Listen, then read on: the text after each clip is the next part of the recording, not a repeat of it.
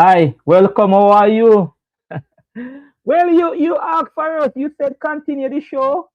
West Indies did not in, but you all said continue. Let's go. Let's go. Continue the show at least until the end of the World Cup. And so we said, of course, the analysts agree, and we say, of course, we will go on. Thank you for being here. How you do, boy? I tell you, we want, I want a female to join us tonight when I drop the link. I want a female. What Karen is here. Butter. What's again? Her name starts with D there. I want a female to join us tonight and talk cricket. Please don't shy. Just come on and talk cricket, all right? A female when I drop the link later. A lot of things to talk about, We still, yeah, man, we still, I have a lot of things. Um, But we're gonna dwell into the South Africa, New Zealand, and the India, England. We're looking at that. We're still looking at West Indies. Um, if you haven't known, West Indies is stranded in Italy. They can't get out because of the whole situation, the war or whatsoever is going on. The airspace are closed, and so they should have left India, I believe, today, but they are still in India. Yes, they are still in India. Um, we're gonna look in depth at South Africa. It's a diverse team. You'd never believe it that South Africa batting, the batting that they had, people can bat in different areas. I did a reading on them today, and it was strange to me. Yeah, even the person. Anyway, we're gonna talk about that, and we're gonna say, what if Hope had batted more? Faster. He admitted. He said, boy, and blame himself for West Indies out. What if the umpire didn't give Hetmyer out? And I have something on Hetmyer. He did very well in the tournament. I have something on him. I'm gonna share some stats on him. Yeah? I'm gonna look at the finals. You're gonna tell me who you think gonna go in the finals. So tonight we paying attention to New Zealand and South Africa, but mostly South Africa. Tomorrow we go on the New Zealand side and look into Thursday is the India England. So we have time. We have time. And every time I say India, West Indies come to my head. Well, because everybody who's here early, I mean, big up. Belfont, where were you last night? Belfont, Belfont, you really let the West Indies get to you that you couldn't come over here last night. What's up? What's up? What's up? The world is talking. People are saying, why I bring up about the Hetmyer thing? Hetmyer is out. He was people. I know it's not me. It's not me. The world is talking. Even people in India. Let me share something with you. On a daily basis, I go through a lot of cricket reading, a lot. Well, I would have social media, and I mean real stuff. Social media, the traditional media, they are talking about the Hetmyer situation. So don't say, boy, oh, me bring it up. No, it is out there. The theory is that he was not out. The theory is what he was out. So it's a debate going on. And if he was there, what if would happen in West Indies and all of that. But it is what it is. All right. Leslie, Leather. What is Leather?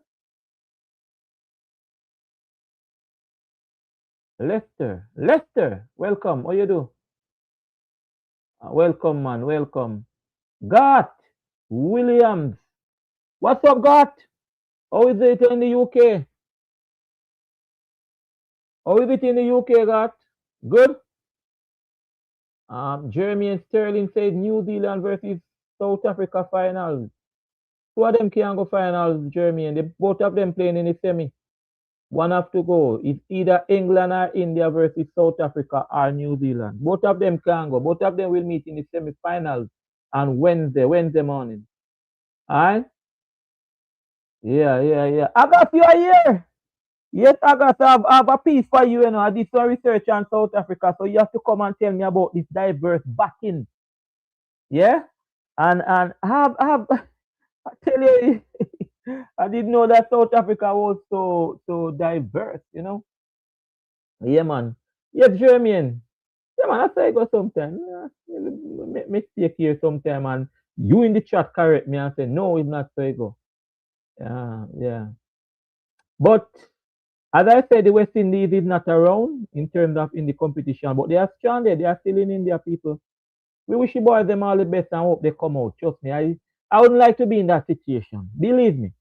I things happen, I drop out of a competition and I hear that the airspace clear closed, I can't fly out. I want to come home to my family and my friends now. So yeah, we don't want that. We don't want that. You know, we don't want that. And it's all because of oh boy, we're leaders. Huh? We're leaders. All right. So yeah man, we have a good show as I said. We have a good show. Let's talk about the West Indies bowling. We can't forget. We can't come off that. What is it? Who's there? Who's the next generation? Who's the next generation for the bowling? And Alzari. Alzari was really missed during this time. And you know Alzari. I'm not even going around the Shamar Springer situation. Alzari was missed in this World Cup. I mean, let me tell you, it's always good to have options. It's always good to have options. What I mean, option that you can trust or who you believe in. I don't mean option where you carry four players and you let them sit on the bench and you don't give them no game. Even one player was that is specialist area that he bat in your team in the CPL and you didn't trust him. You make a opener. Yeah. It's always good to have options because Shamar is there. Shamar is not having a good tournament. You have a Alzari. Good options. Not only options, but good options. All right. Boy, God say, Vital lads, yeah, you have some way to go though. You have some way to go. God, you have some way to go. And you know, I don't know if he's ready for the CPL as yet, but you know, I don't know if they'll pick him on it now. Yeah. But our bowling is seriously, we need some bowlers, especially for the T20 area. I think that Shamar I think that Shamar and Jaden Seals is good for test. They are good for test. But in terms of the whole situation with the T20, I don't believe that they are T20 bowlers. You know, I usually root for Shamar when he went down to India. I remember when he just finished um over in Australia and he went to the IPL and they didn't treat him too well. He actually got a bad season the first season. I believe some things happened in the first over and he got a hit, a lot of hit and so on. And I was there saying, oh, they treat him that way and thing. And he came in the CPL, didn't do too bad. But Shamar is not a T20 bowler for me, all right? That's me. That's me. He's my test bowler, Iman Jaden Steele. Big up Ashan, Wagwan.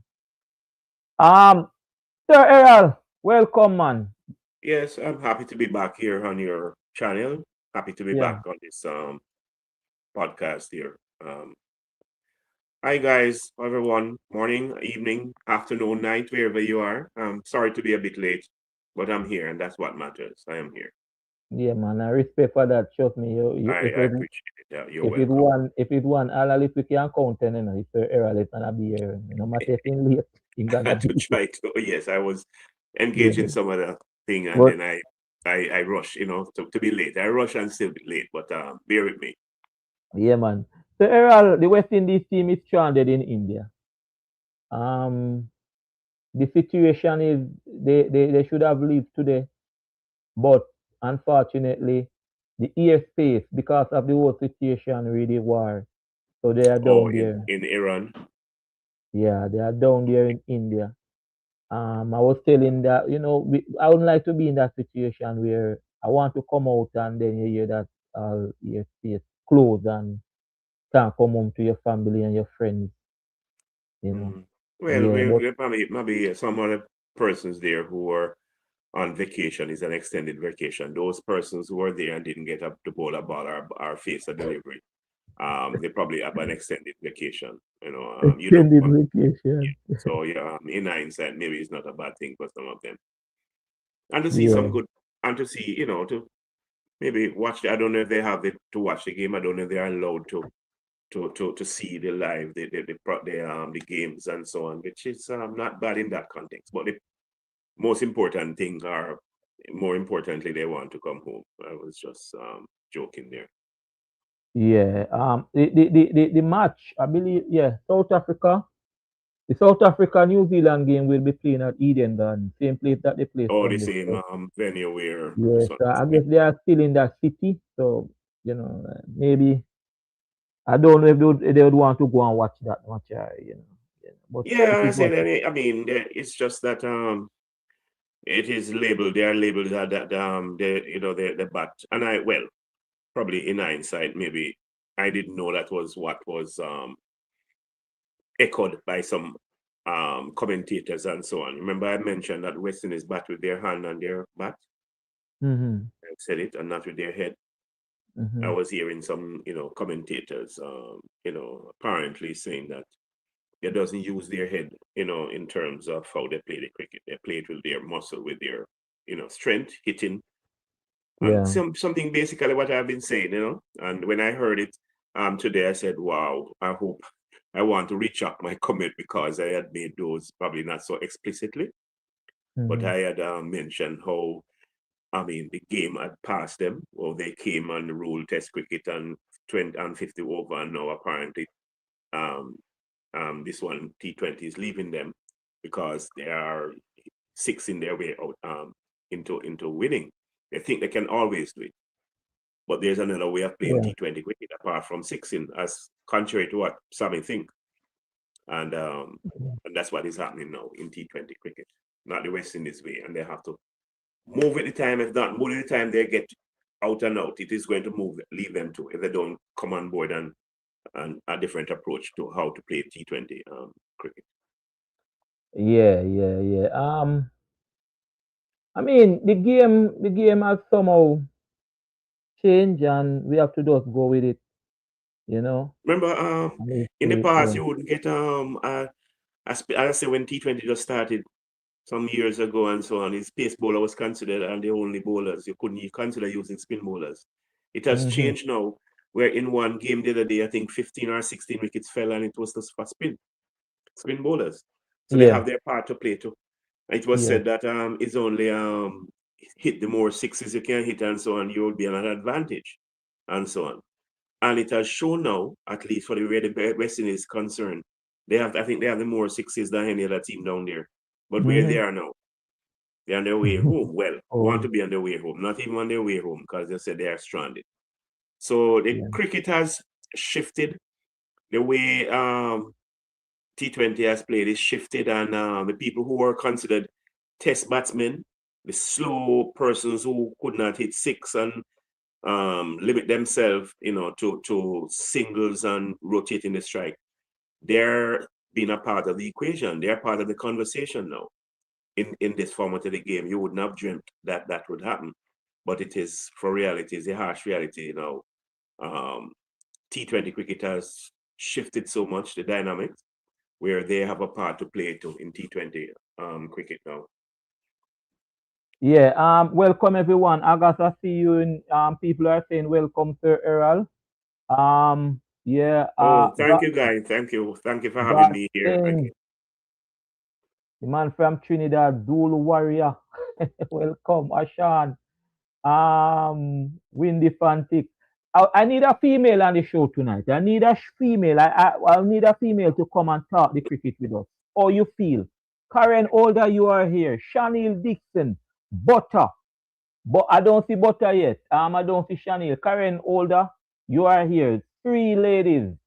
I mean, you always. I've seen you. You know, I've seen you in other places. I've seen you on other cricket platforms talking the cricket. So it's Oh, not. you have Yes, it's not only Island up in Fort. I've seen them oh, across. you have seen. Yes.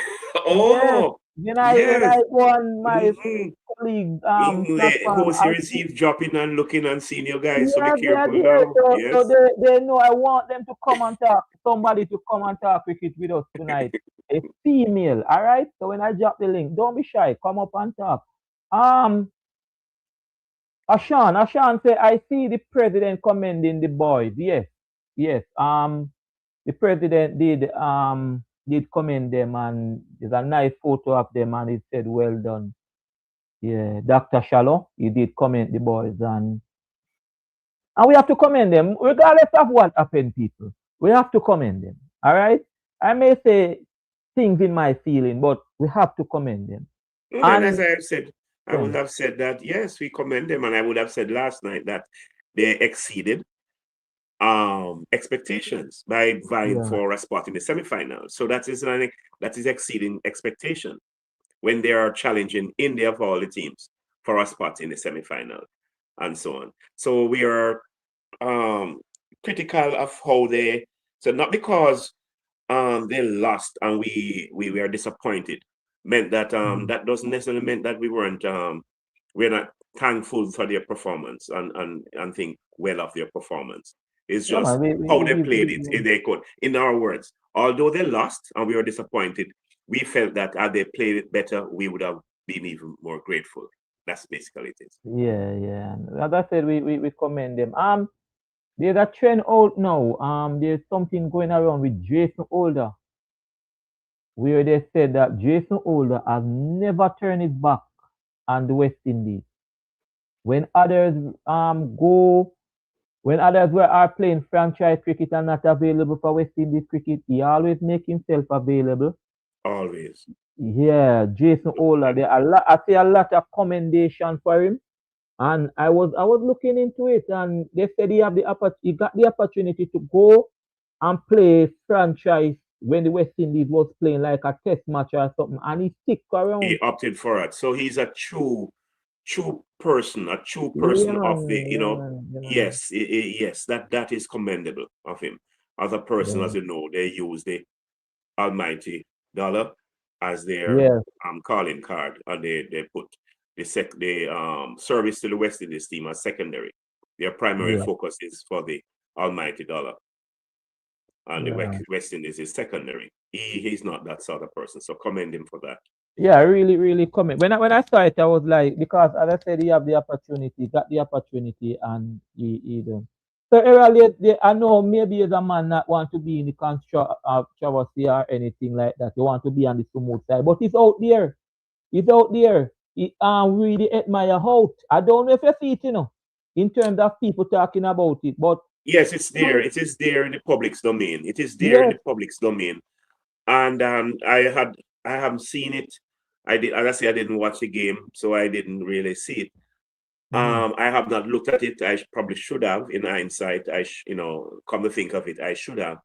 But I just want to ask, and if person, because of technology, we think that it limits the error being made by human, the human element there. It takes out the human elements, and it has worked for the most part.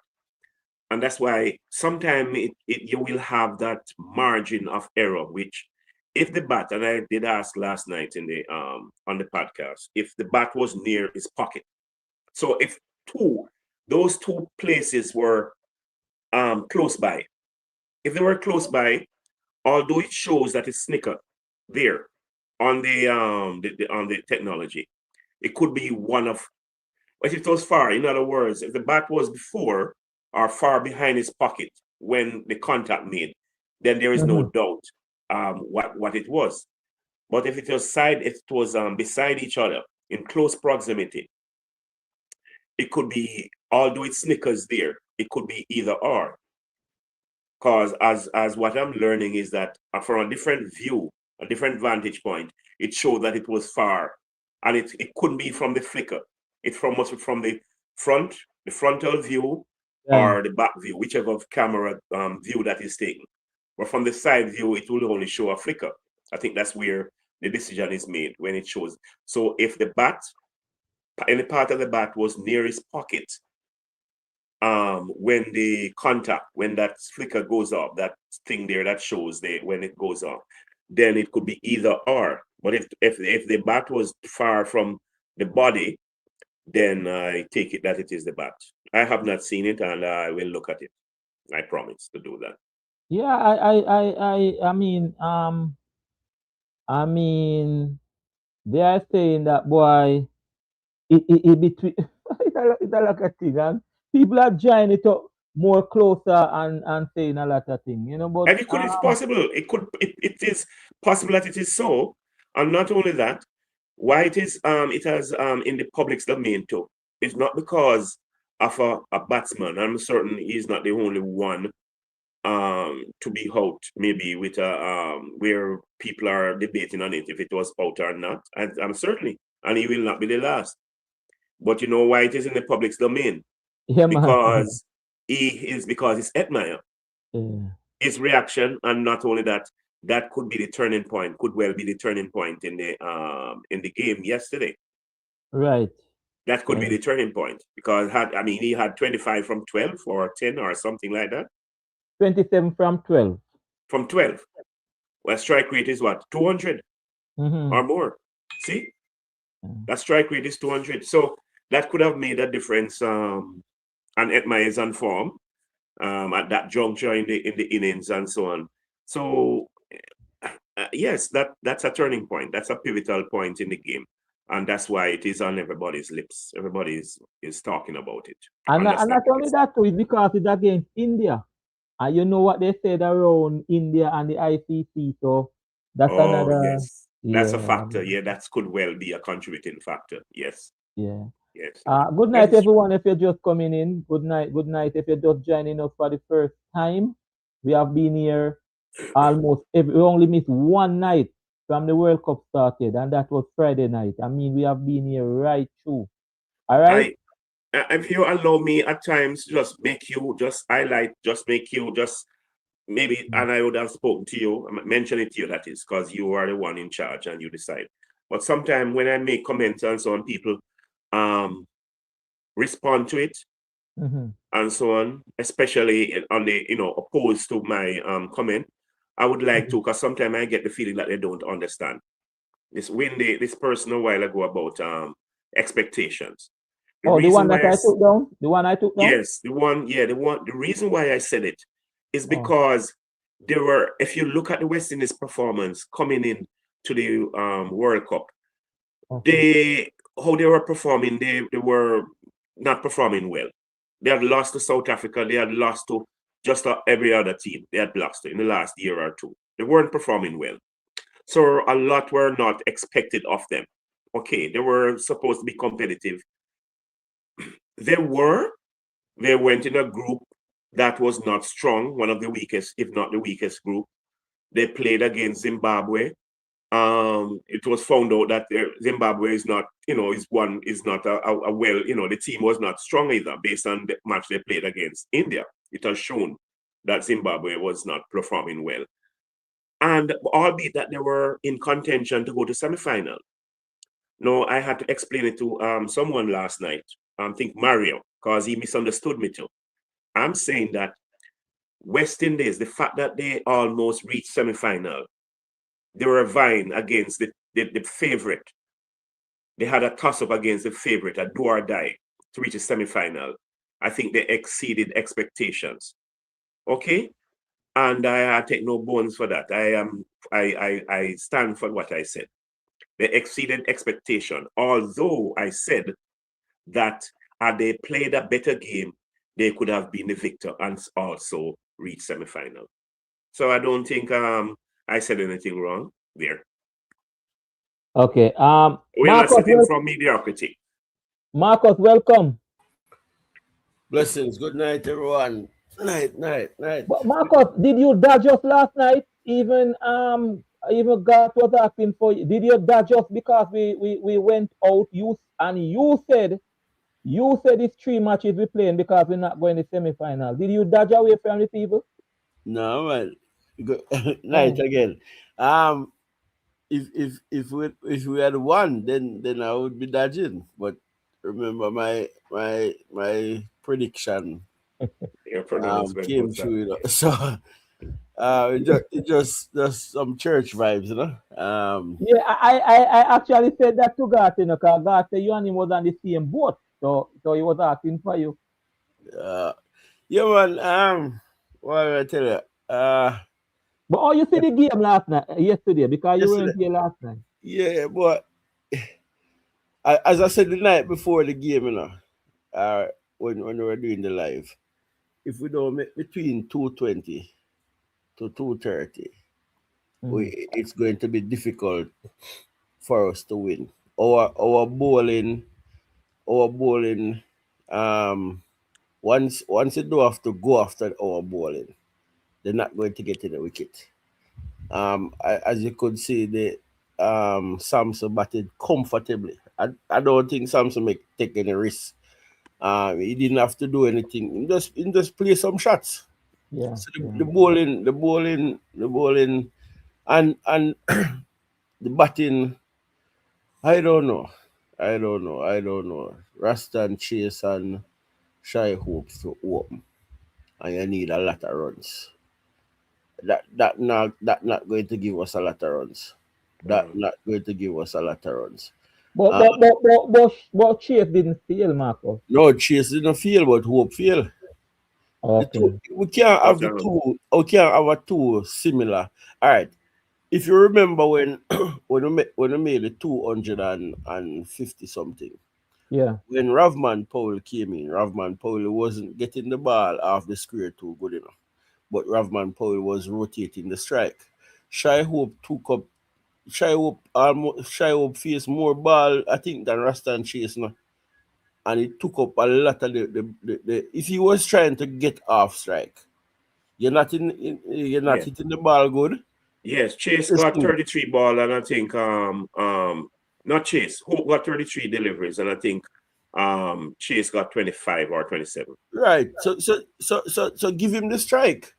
You dare try and what bat through the innings. It's like it was a whole shy hope. You know the whole time shy hope where a bat for self and try to bat through innings, and no matter the run rate or the scoring And, rate. and That, that Marcus, that was what we got. Marcus, Yes. I don't know, because I got it that some persons, and I just don't understand how I'm to explain myself more. That situation of 195 for four, 195 for four, it's not only 195. I was saying, and I explained, and I don't know, because some people, I don't have they to drill it into their head, or me, am I seeing the cricket differently? I'm saying at whatever score it was, the last over, or the last 2 or 3 overs, that is when you're going to take risk. I'm not saying that the bowlers are bowling badly. I'm not saying that they're not bowling tight. I'm not saying that they're not bowling Yorker length. But take risks. Even how, what are those risks meaning that you're going to how to? You're going hit across the line, but your quest is to get the odd boundary, four or so. If Yeah. you're out, yes, you would have it for a cause, because you're hitting out now. I'm saying that you should not pay 195 and have four and have 6 wicket there, having 6 wicket there, preserving your wickets. There's no preservation of wickets. In Either in you a out. You see case like what this. Pakistan did? You see what Pakistan did in their game against it was Sri Lanka. Remember they were at 190 something for four or 2 or 3, something like that. Yeah, they were They also end up not without loss. our loss. How much wicket they end up losing? I'm About not. 7 or 8 wickets Yeah, for yeah, two, I think 212. somewhere there. That's the point I'm taking.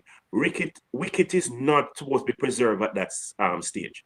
In the Yeah, last 2 or 3 over, you don't preserve wicket. You hit out, make someone come. Maybe you're not getting the ball away. You can't hit the four. Hit out. As I say in my time of playing cricket, who would retire hurt or something. Let the other batsman who probably can get away the ball. But there's no way you're supposed to have 195 and have 6 wicket intact. Pakistan did that, lost about 6 or 7 wickets, but they made an extra 15 or 20 runs while losing those wickets. It will be more beneficial to the team if we lost those wickets and have an extra 15 or 20 runs. That's what I'm saying. Yeah, I don't understand how people don't understand that. And that as I said the night before, there is a person was saying to me that you have to respect Bumrah and don't try to get away Bumrah and all of this. In order to make a high score, you have to go after all of the bowlers. If you don't go after all of the bowlers, we're not going to make the runs because we don't have the bowling. We don't have the bowling enough. We don't have the bowling to defend anything under 220. Anything under 220 is easy pickings for the next team. And we were we some persons were saying even on this persons were saying power play 45 without loss. We are right. 50 without loss. Those scores cannot win the game. And if you see how the pitch was playing, I mean I say, wow, West Indies now look bad on the pitch, and I say you can imagine how India go bat on this pitch with all little lollipop bowlers them. Eh? But it was a set of errors, mostly by Shy Hope to me. Mostly by Shy Hope. When it was time for us to feel bowling changes, I don't know. We we never have the good game that I wanted us to have, so we have to pay the price. Marcus, was Hetmyer out? You know when I saw it first, me I say, how this third umpire dismissed this so quick. Yes. Like him only take about two. I never know if him take two replay. Yeah, no, not taking it. He does the one replay, and Yeah, yeah, and then me I say, then how him a dismiss this so quick, and it look like there's a little space between the bat and the ball. yeah. It didn't take long. It didn't take long at it. It just yeah. Because even Hetmyer I put him finger up and I say, yo, see the him putting two finger up and say, see the little space between the bat and the ball. Yeah, but the space between the bat and the ball is from the front view. The front view. Well, I mean, No, this space between the bat and the ball can only come from the front or the back. Yeah, it can't come from the side. The front view. Yes, so what I'm saying, was the bat near his pocket?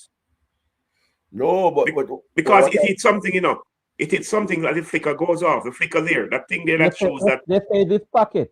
Yeah, so the bat has to be, because if the pocket was not near the bat, then they wouldn't have said that it was the bat. And that's why I said that. In the Australia and England series, I don't remember who got out. I think it was Travis Head. Not so sure. If I'm wrong, you can correct me. But they turned on the wrong stump mic, when they were using this slicker, So when they turned on the non-striker mic, so it didn't show when it hit him. So when it actually did not hit, but the stump mic at the next end pick up the microphone didn't go off. And they gave him out, and it's after the third umpire come and apologize and all of them something. Oh, I didn't know. So technology. Even though it's technology, is human behind it. Garbage in, garbage out. Yeah. So I don't know. They give him out and him have to go.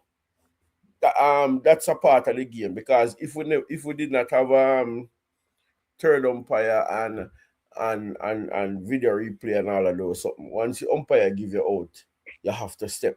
You never have no replay one at a time.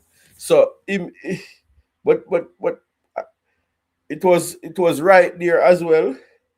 That was 40 runs extra that we lose right there, because he was going to climb into the spinners and get us some more runs. But Oh, it is what it is. But it was one of those days when you feel like, as we say, that if you want to go to church neither.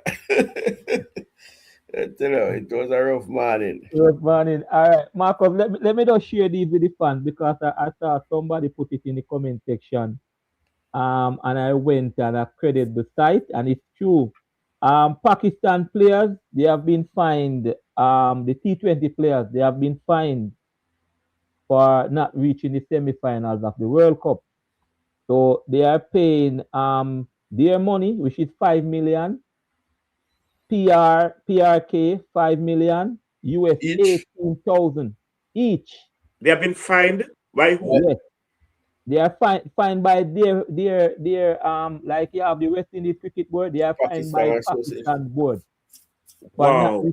for not reaching the semi-final. What Each player have to pay 18,000. that it Wow. must be a contract that they signed. Must be. I don't know. He go on to say that Pakistan were eliminated from the tournament following the Super 8 stage, missing out on the semi-finals of the ICC men's event for the fourth successive time, the first such instance in Pakistan history. Oh, And they say it's not for disciplinary reason, it's for the group stage Performance. performance. bad performance.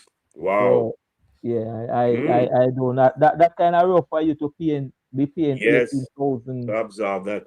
to your association Can you for that. imagine, man? There, that is strict. Must be some contractual arrangement, agreement signed there. Yes. But I think we need to find Sammy.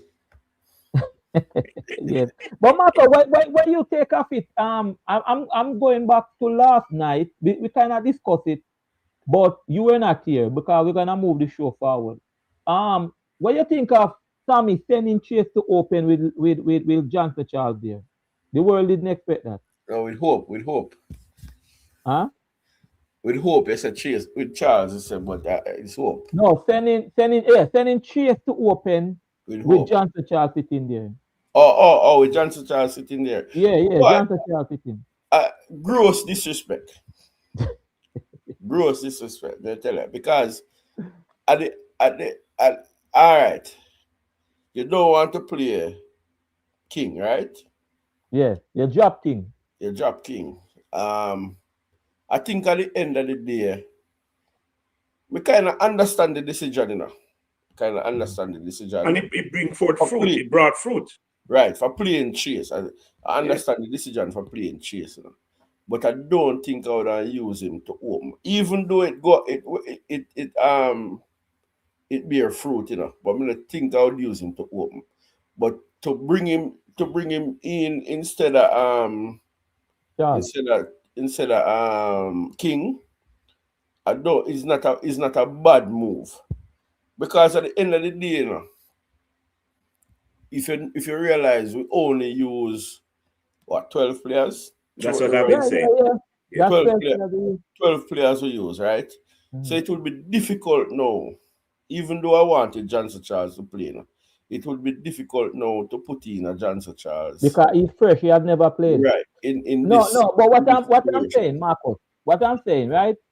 You are in the dressing room. You are Johnson Charles.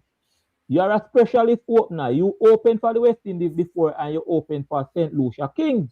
I know I used to say that you're the backup opener, Right. the And reserve you opener. hear that King was fit, and you hear that they're dropping King.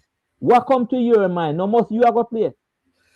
Yeah, but as we said to you, Mhm, you have to realize the type of person who the coach is. You see, if it was a different coach, Johnson Charles would have played.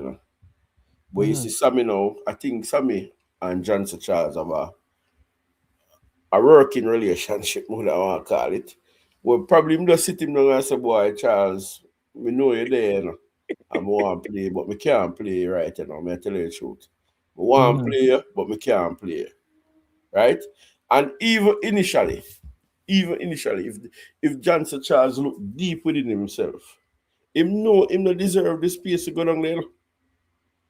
Him no mhm. he no deserve the space to go down there. So probably all that play upon the mind. I say, boy, we shouldn't even there. So I just go on.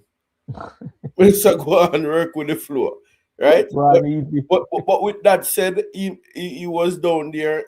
If even the Italy game he couldn't get. If Yeah, even them the Italy game, mess up. Them mess all up. of the all three That's players who did not play could have played against Italy. they should have played for certain players in the Italy game. Yeah, And this thing about what they did in the Italy game there is, to me, nonsensical. To me, the reason for playing the best team against Italy was nonsensical. Did they give a reason? Did Sammy give a reason? No, I think one of the reasons what you want to maintain a winning momentum and you want to win a winning side and want to win, continue to win. I think that was it. If you going to play against Italy and you can't make 4 changes, because at that time it would be 4 changes.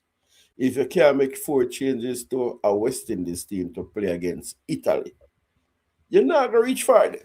All right. Remember, if Mr. Dwayne, Mr. Lenny, if you remember when we played against Italy, I came on the live and I said to you, we have 3 more games.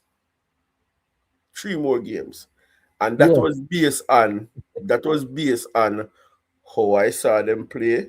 Plus, Sammy could not make any changes to the team. If we could not make any changes to our team against Italy, we're not going far in the competition. I think we could still win. I think we could still win. Yes, because if they want to maintain, if they want to keep the momentum going, unless they thought that we would lose, and they changed. If they changed the team, 1 or 2 or 3 or 4, they probably thought that we are going to run the risk of losing, and we're not going to maintain the winning momentum, as you said, Marcus. You can imagine now. Put it in a football terms. Jamaica in a group with Brazil. Brazil qualify already for the semi-final or second round, and them have Jamaica last. You think Brazil are going to play a strong team? You play a full strength team. Yeah? You're going to play a second 11 and because Jamaica you have to play against. Jamaica not supposed to beat Brazil 3rd, 4th, 5th string. Italy not supposed to beat West Indies A team. Are they under 20 team or under 19 team will go? But at some time in the night, probably you're correct, in some point in time in that game. Remember, they had West Indies against Europe in that game there. Yeah, because some players get have the confidence. Not say confidence, have the motivation to play against Italy. Trust me.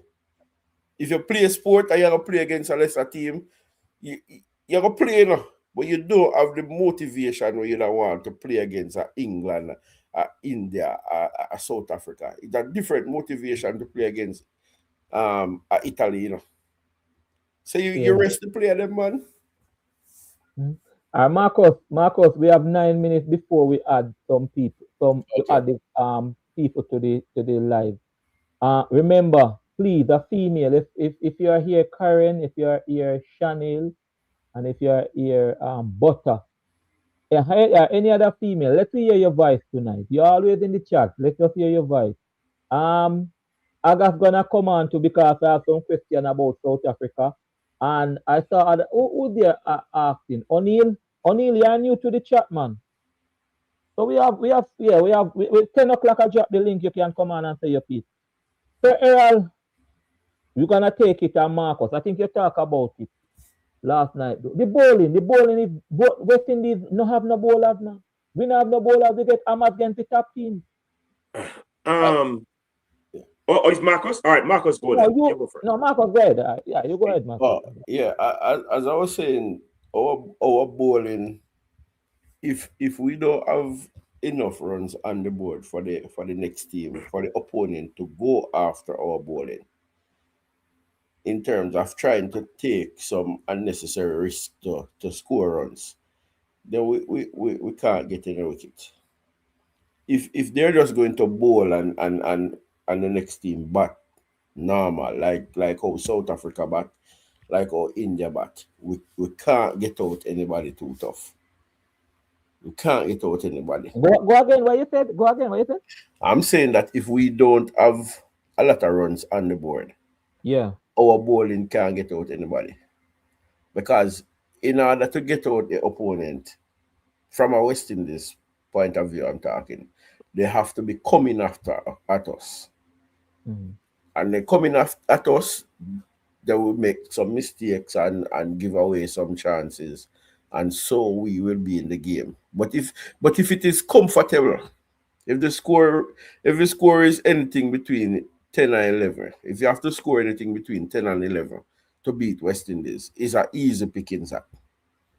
Easy pickings. Because we don't have a bowler who you can say, boy, even though him not taking any wicket, him can hold off an end and put pressure on the batsman so they can try. We don't have the bowler there. So we don't have the bowling. Would you throw the ball 7 runs, 6 ball? Would you throw the ball to Romare Shepherd yesterday? No, Shepherd can't get the last over. Shepherd got the hat-trick, got the 1 for 7 against England. Shepherd have hardly bowled in the competition. How you going to now throw the ball? And from South Africa, I make the mistake with Shepherd. You know? You open with Shepherd in a South Africa game. I know you come a close with Shepherd in this game. Give probably Jason Ola the ball or somebody who have been bowling or Ford.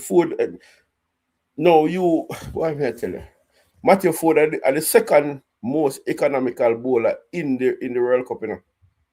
Second, you know. And you give, I think it's 3 over Ford ball, you know. And you trying to stop person. Yeah, he had one more. I think it's only Jason Ola who had bowled out. All the bowlers. Akeem Hussain have 2. He bowled Akeem Hussain. But may I say, all right, if you say Matthew Ford can bowl at the back end, just bowl him out, make him bowl him in 4 overs. Bowl him 4 overs, sir. Even if the last over go for little runs, bowl him out. Because at the end of the day, if you put him at the back end, more runs are come off him.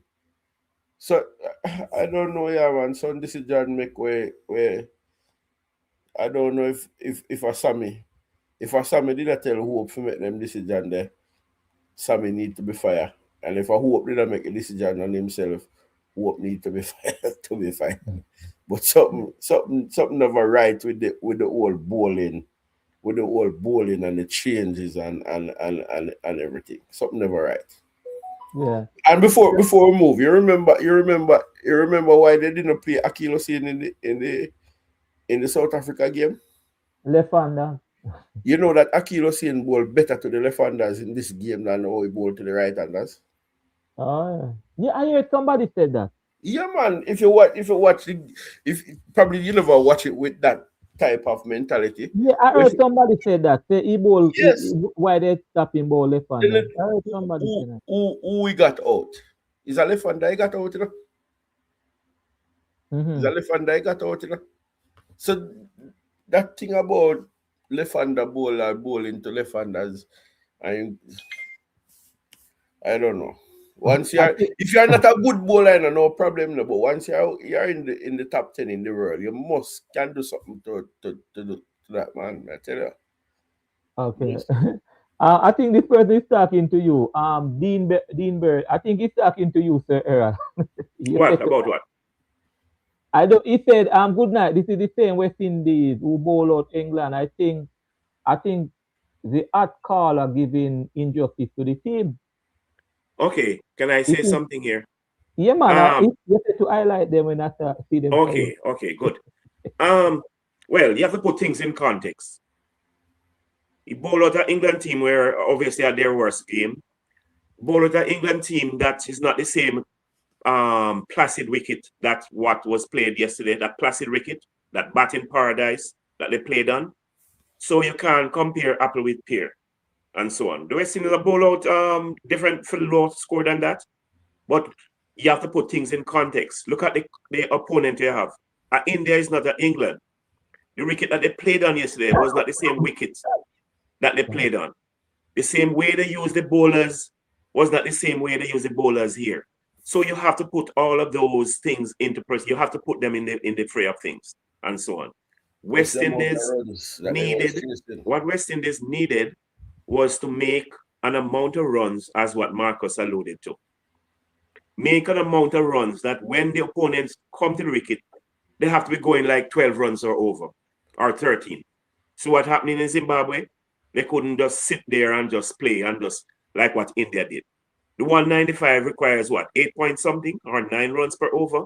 No, you don't have to hit 6 like Sammy said, or what Hope or whosoever, or Hetmyer when he's in his. No, you don't have to hit 6. You go and play the ball and hit up 45 or 50 in the power play, and you can still get the target because the occasional bad ball will be bowled. You can hit the occasional 4 and 6, so you don't have to hit 6s into winning games.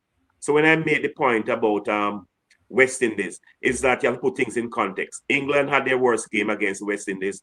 The pitch was not so placid, where batsman was able to make a lot of runs, and it was not India played yesterday. The bowl format, the way how you change your bowlers to have something, you have to put that into the scheme of things too. So all of that, yes, I stood by my point. You need to have 220 and above runs to make India start think from ball one for the approach, because we don't have the depth of bowling to do that. All right. What you see, what you're saying, and the other commentators, guys. When we refer to commentators, we mean people who cover cricket over the world. Other commentators, analysts, and so on. What they are saying is that they prefer be like 200 and odd for 9, rather than be 194 for. And you said it to Sir Errol. So other person, I didn't know other. I thought it was only me one. 195 I thought for 4. I thought it was only me alone is a fool. No, man. They are saying it because they said why it makes sense. They said they prefer you go for it because you have it has you have Romero Shepherd who make 52 in the game against South Africa. Matthew Ford can hold his own. Other bowlers was there, Marcus. So why Ravman coming and playing around and to make a 32 from 19 ball and everything run out and then so preservation of wicket was not necessarily. All I said was that if you're going to make 195, it must be for 9 or 8 or 7, not for 4. Earlier, leading up to the last 4 overs or so, you realize that your batting has depth, the West Indies batting has depth, and if you realize that you're not getting the ball away, because that's what happens at times, and not even. That's when you take high risk. You don't take high risk in the power play and all of those. That's when you take the high risk shots. Yes, you're likely to out. Pakistan did it. They lost about 6 wickets, but they made about 15 or 20 more runs by losing 6. West Indies should. Had West Indies done that, I don't think they would have all out for the 195. No, they wouldn't all out for one. I don't think so. I find more 210 or 25 or whatever. Don't make more. Yes, that's what the point I'm making. Don't preserve your wickets. For what? What are you going to do? Hang it on your wall? I don't understand how some people don't understand that. I think the South Africa game affect them, Marcus. They were overly cautious not to go down that road again, losing the cricket and so on. No, but that is the only way we know how to win a game. We can't in the middle of the World Cup now try to change. Because the pressure started from Shy Open. Right there, so the pressure start. Yeah, he admitted. Because if he had. Hello, and it's not like, to be honest to him, it's not like he wasn't trying to score, because he punched some beautiful shot, but straight to the fielders. That happens at times. Yes, we're not getting the ball out of it. Straight to the fielders. So from you start do that, say, boy, so today is not my day. So today is not my day. So my case and get out. That's somebody else. Yeah. But let me tell you now, as we said before in the Shy Hope is go back to old Shy Hope way. In things say him is the only one who can bat through the innings too tough. And if he bat through the innings, will make a lot of runs, no matter at what rate he scores. Right? And that can't work in T20. It can work in 50 overs. But in T20, once you step with, a matter of fact, you see, from you step with Rasta and Chase, so you have to go all out. Yeah. You as a man who makes so much runs in T20, The senior opener. who Senior all over the opener. world, and Yeah. you make Chase outscore you Outscore you. Yeah, I in was terms saying Yeah, that too. revenue. that was surprising. That Chase. was. And we Eh, have Chase as this man who used to hold the innings together. I will tell you, Yeah.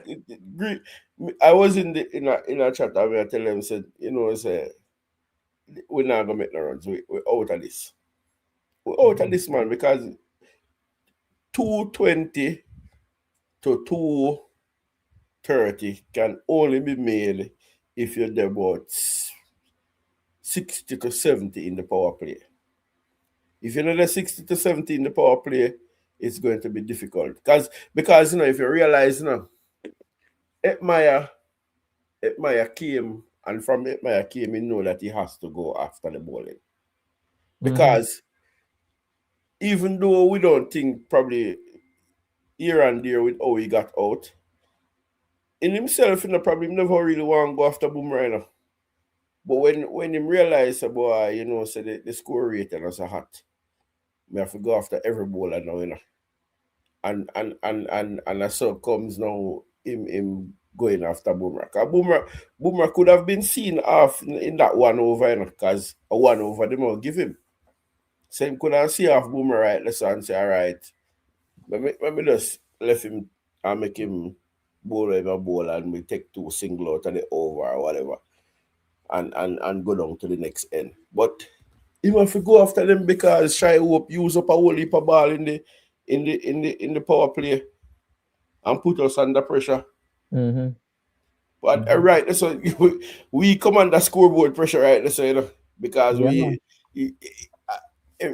if you're planning properly, you're going to say, all right, gentlemen, 10 we want that 70. ball. Yeah, we want 70 after the first 6 over. We want 60. And if you look on the scoreboard and you're nowhere near that, you're under pressure for the couple of overs in the middle overs there. But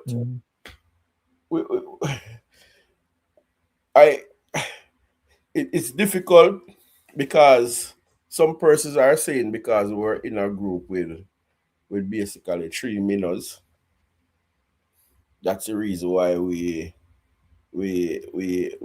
probably came out, and that's the reason why probably we did not Marcus, get a good test. I know that England was there now and give us a test now, but I am 1 second. I am basing it off how we perform against Afghanistan and South Africa leading up to the World Cup. If it was a Bangladesh in our group, I'm not saying that we wouldn't go through, but it would be tough. That match against Bangladesh would be a tough game. It wouldn't be Scotland replaced Bangladesh. That first match that we would have played against Bangladesh, the winner of that match would have basically decided who got through with England. That is what I'm saying. So some persons have that view that we did not really get a good test.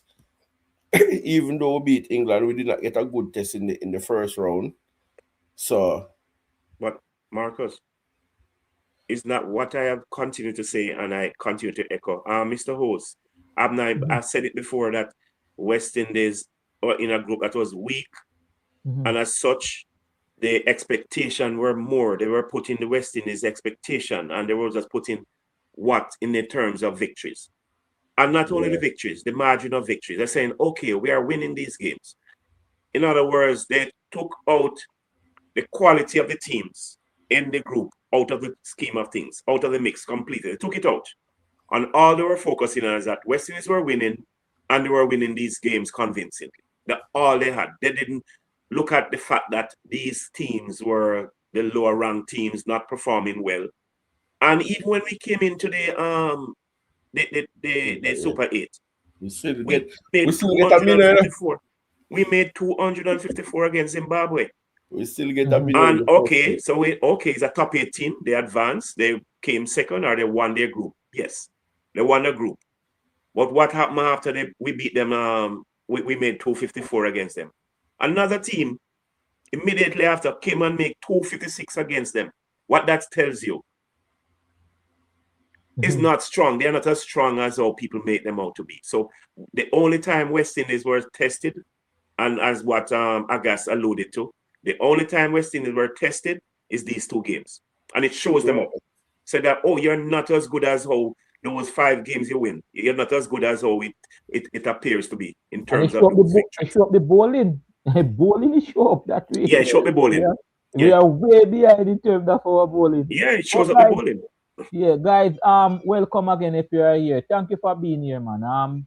I mean, I tell you the truth, yesterday after I saw the West Indies, I said to myself, boy, after last night live, I was going to say, boy, thank you. But Sir Errol said, no, man, and the others that Aga said, South Africa. Let's us discuss the game, because there's more about the game than West Indies. We can still talk about the West Indies, probably their future, what lies, what you think can be done. There's a lot to talk about cricket in general, the World Cup, what remains there, and also the West Indies, because we love cricket. We don't like the trajectory, how it has been going on for a while now. We are at a corner. They say we are at a corner, and we haven't turned the corner yet where West Indies cricket is concerned. This T20 format is our strongest format of the cricket, behind Test cricket and 50 over. And we seem to be lagging even behind, because we are left behind now, because we want to play T20 cricket like how it was played 10, 15 years ago. And it has left us. All right. So, guys, who was asking for the link? The link is in the comment section now. You can come on and say your piece. The link is there. There's the link. All right. So, please, if you want to come and join us, come and join us. You don't agree with what I'm saying, you don't agree with what the analysts are saying, come and say your piece. The link is there. It's right there, guys. All right. Just look for Island Up in Sport and you will see the link. You can come on and say your piece. But guys, we're going up to the hour. We're going up to 11 o'clock. All right. So I tell you that.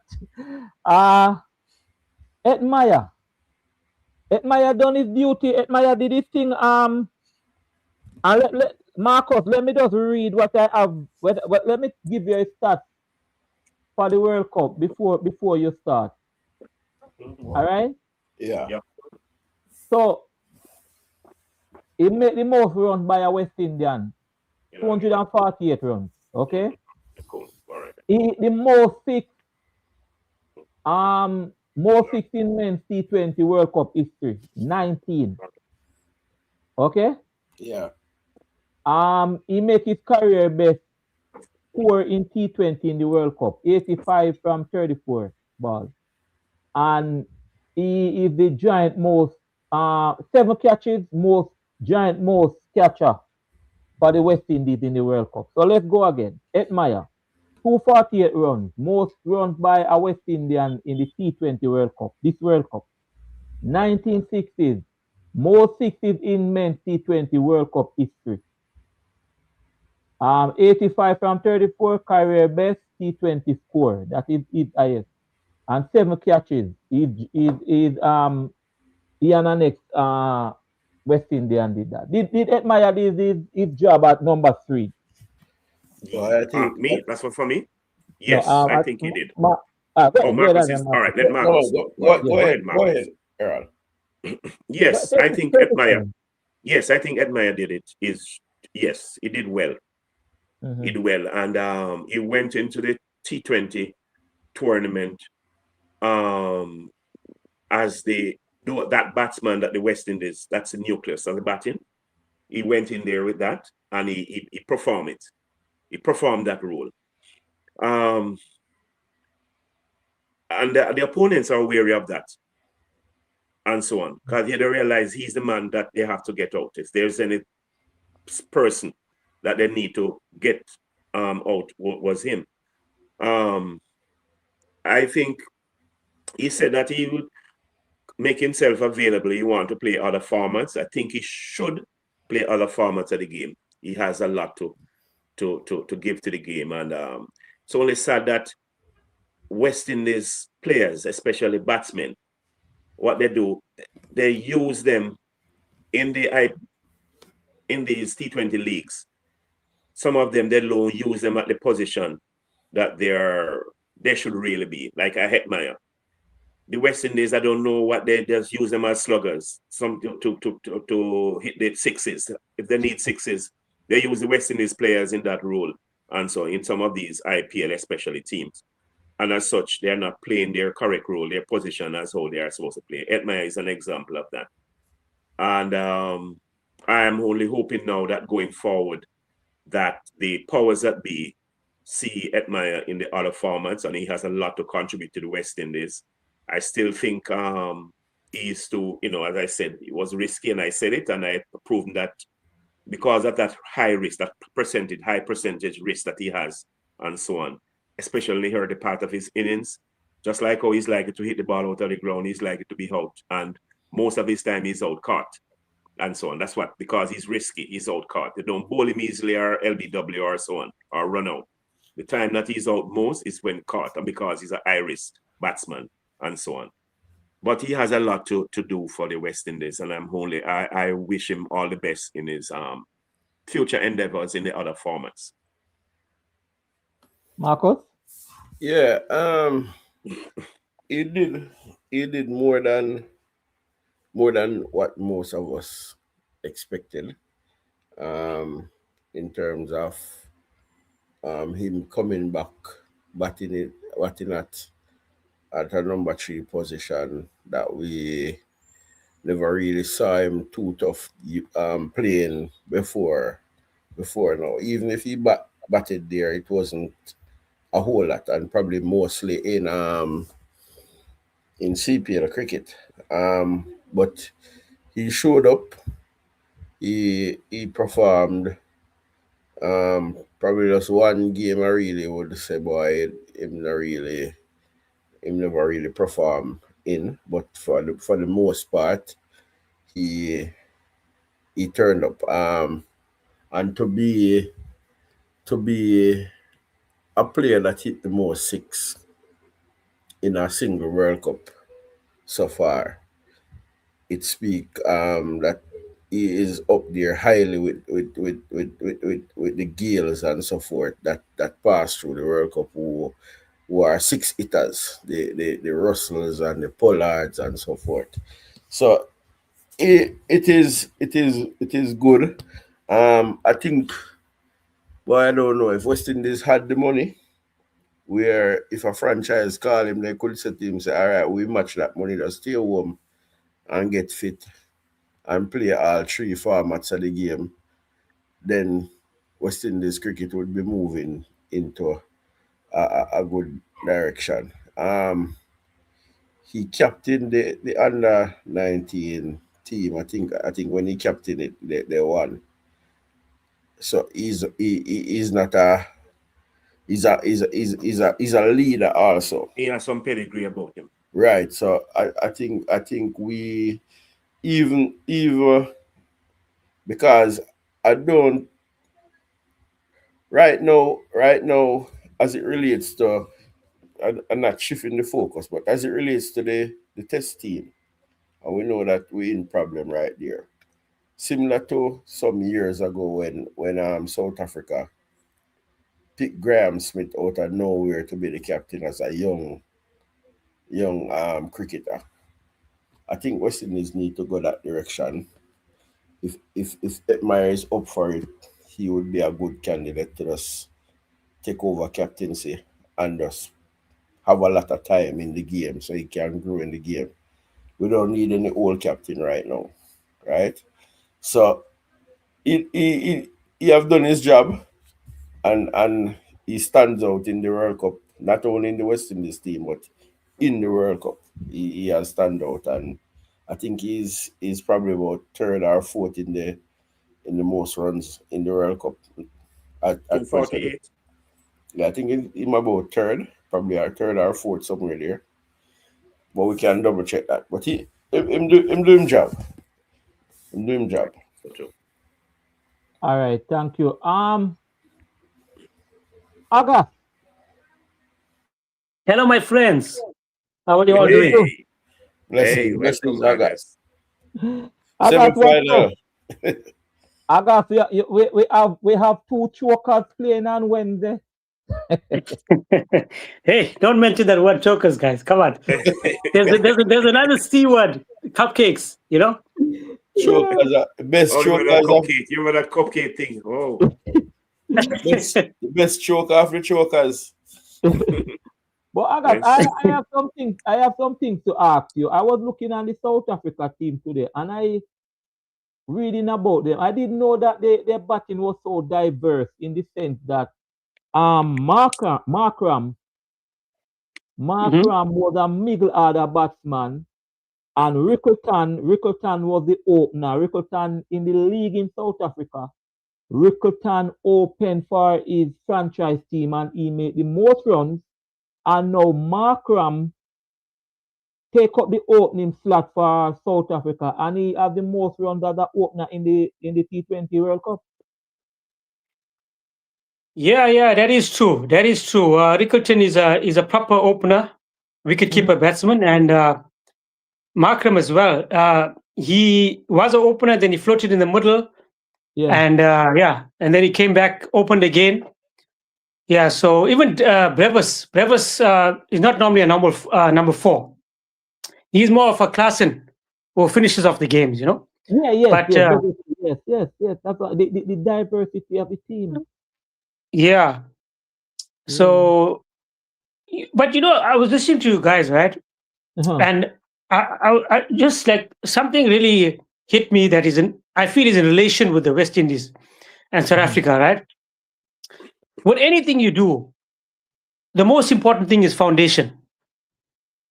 And you see, I'm not sure, like when it comes to infrastructure in West Indies, and I'm saying this because this happened in South Africa, right?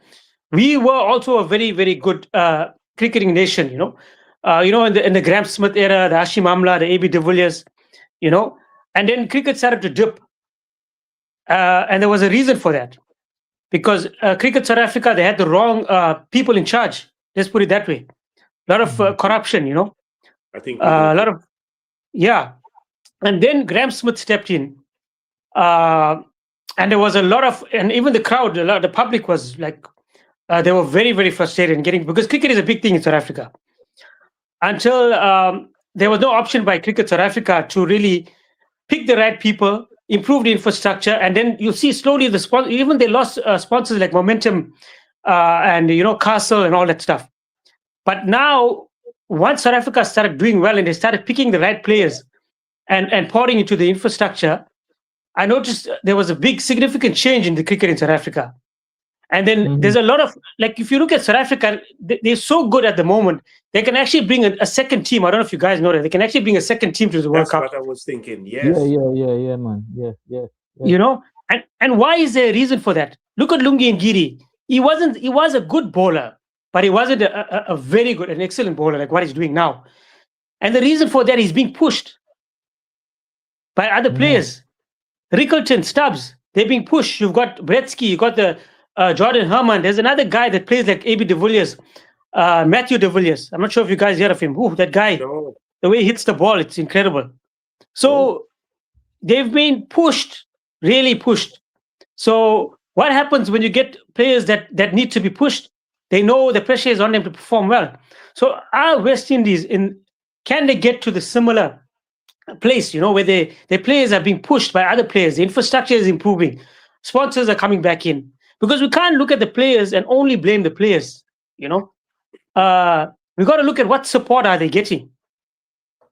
So, but basically what you're saying, Agas, is that South Africa have a good pool of players it is so strong. So when you push, you mean you have other people. That's why you said you can have a second 11 because of the competition, the place. I don't think we have that in the West Indies. Yeah, that's why I was referring to the bench strength, with the opening partnership. Who's there pushing and saying, hey, listen, I'm here, I'm ready to open, We don't have that, Errol. We don't have that. No. And then what happened? Look, you see what happened with the squad there at South Africa being in that position that West Indies were in. They won their first 3 games. and the one that a game there is of academic interest only, the South Africans probably would rely on their bench, their second 11, those reserve players to play. No, West Indies cannot do that because their bench is not strong. Yeah, exactly. Exactly. And that's why I say it ties in with not only the players being pushed, but is there enough being poured into the sport by the right people in Cricket West Indies to say, listen, this is the motivation. We're improving our infrastructure. We're giving everybody a fair chance. We're promoting the sport. These things play a significant role. Let's be honest, you know? Yeah. That could well be the case because I think there is some problem with the hierarchy of West Indies cricket. So it has been for a while, and I think because they are loggerheads. Why you think we don't have why don't think we have a Bravo there as our batting coach? Why don't think we have another batsman, a specialist? I mean, a better. Well, I'm not not disregarding the present coaching panel there. But why do you think we don't have some of the best there coaching as our coaches there? Exactly. And they themselves mentioned it. You know, I've seen podcasts about that.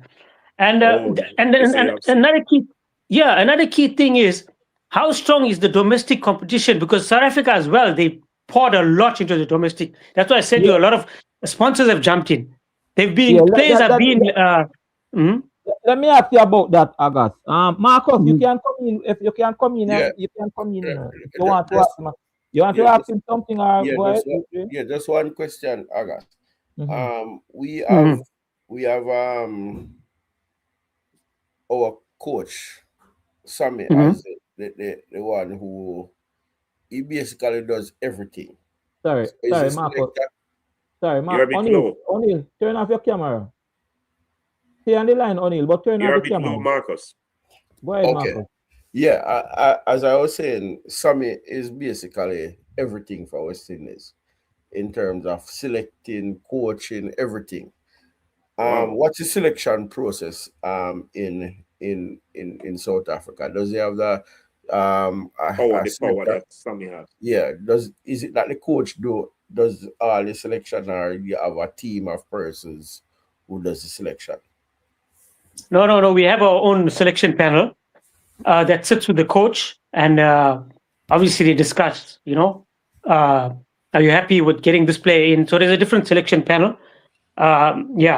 So also with West Indies, I'm not sure if you guys have a separate fielding coach, a separate batting coach, a separate bowling coach.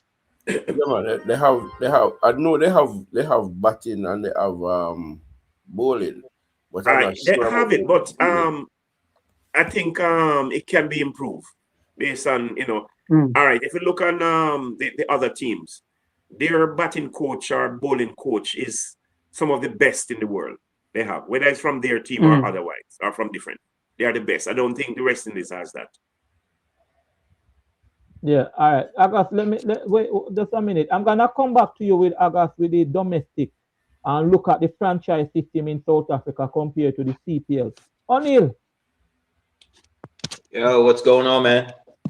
O'Neill, what go on now? Talk to me now, O'Neill. First you coming on the show?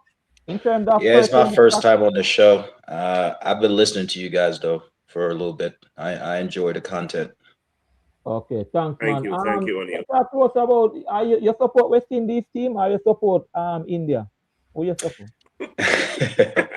That's a good one. No, West Indies all the way, man. So a few things though I wanted to bring up. So I think with how the game played out yesterday, I think it's important for us to have perspective because I think if we had a situation where someone asked us like, hey, 195 on the board for you to beat India to go to the semifinal, who would have taken that at the beginning of the tournament, right? I think it's easy for us to look at where we are today and say, okay, we were 10, 15, 20 runs short. But I think 195 was a competitive score. And I think as West Indies supporters, that's all we ask, right? Give us a chance to win the game. So I think with that, I don't think we used our resources properly yesterday. I think it's resource suicide to not have Romario Shepherd face a ball. Like, there's no way you're playing in a virtual quarterfinal and you're batting first and that guy does not face a ball. And he make 52 before. You know, and I think your co-host kind of mentioned that earlier. It's better for us to be 196 all out versus being 195 for 4. Like, there's no way, you know, you don't use all your batting resources, right? So, and I think we can blame Hope, and I think he kind of raised his hand and say, yes, you know, he kind of got out slow at the blocks. But I think the main thing that always plagued us in T20 cricket is their dot ball percentage. If we had closed the gap on that dot ball percentage, that 220, that 215 we talked about would have been easy, right?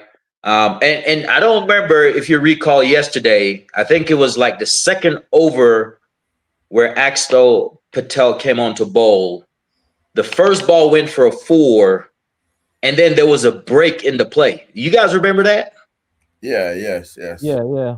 What happened there? Because that really took the momentum out of Shai Hope's innings, because I thought he was getting ready to really put the spinners under some pressure with him getting the boundary off the first ball. But there was like a 7-minute break, and I don't know what happened. They said the Indians were turning off the light. There was some light issue. I don't. Yeah. Sometimes there was no momentum shift there, no. Sometimes, you know, call it. Yes, I mean, it may seem very small, but in the context of that game, I'm telling you, that was the difference between Shai Hope going to get a 50 off a 25, a 60 off a 30, and where he ended up yesterday. I don't know if anyone paid attention to that yesterday, but that was a huge. Let me come in there, guys. Let me come in there. You know, you mentioned a very, very key thing there, because they did the same thing in the World Cup final. You know, Rishabh Pant faked an injury, and Henry Klaasen and Muller was going well. So that break, it really messed them up. So you got a point there. They did the same thing. They did the exact same thing. Yeah, like I said, it seemed very minute because it didn't happen at the striker end, and I think it happened at Roston Chase end. But I'm telling you, that played a significant role in the game, because that was the difference, like I said, with Hope going on to make a significant contribution versus what he ended up doing yesterday. But hey, in regards to the Hetmyer situation, because I know you guys were just talking about that. Let me ask you guys this. If Pooran was available and playing, who you think would have been the casualty as far as not playing in that team, as far as the strongest 11? Yeah, man, we discussed that. We discussed it. Hetmyer. No. Right, it'd be Hetmyer, right? No. Yes. So I think that's one bright spot we found in this World Cup, like Hetmyer batting at 3, and it happened because Pooran wasn't there. Because I think Hetmyer, I think your other co-host talked about him having some leadership pedigree. I think he really relished that number 3 role and stepped into it. So I think that's a small thing, but it ended up working out in the West Indies' favor. May I say something here? May I say something? Marcus was saying something. You were saying something, Marcus? Yeah, I don't think Hetmyer would be the one, you know. Who you think it would have been? I think Ravman Paul would have been the one. No. If you No, I don't think they would have gone three left-handers in the middle like that. I think they would have had to break it up somewhere. Hold on. Remember, after they took the captaincy from Ravman, you know, Ravman did not play for a little while, you know. The only reason why Hetmyer wasn't in the team over the years, you know, is not because of they not wanting him to play, you know. Is because of, one, he was mostly unavailable. 2, one of the time was his fitness. One of the coach said he was not fit enough. So once Hetmyer was available and ready, Hetmyer would have played. Hey, Marcus, I don't necessarily agree with you, because Hetmyer was available last World Cup and he carried toll and drinks. He didn't play. He didn't play. He didn't play. Yeah. Which tour? Say that again. He was there 2024 and he didn't get a game when. Yeah, the World Cup, he didn't play a game. He didn't play when Pooran was there. Who was? But at that time, Ravman Paul was the captain. Ravman Powell is the but captain. it's You know. But no, we're since just talking a spot between a opener. We're talking about a spot a number 3 spot between Puran and no, but you Hetmyer. We're talking that if Puran was there, Hetmyer would not have been selected. Yeah, Marcus. I think if we Puran was available, I don't think you would have seen the heady you see this World Cup. Trust me, he would not have gotten that team. He would have gotten a chance. I don't think you would have batted at number 3, no. I don't think because over the years, you know, when Hetmyer played for West Indies, he did not bat at number 3, no. Right. He bat 4, 5, 6 down there, so I in my estimation, Powell and the coach not seen eye to eye, right? From the captaincy, and he wasn't performing either. So I think Powell would have been the one. But the thing with that, you know, if Puran was available, we would have a stronger bench. So even if Hetmyer was on the bench and somebody not playing good, then you could make the change.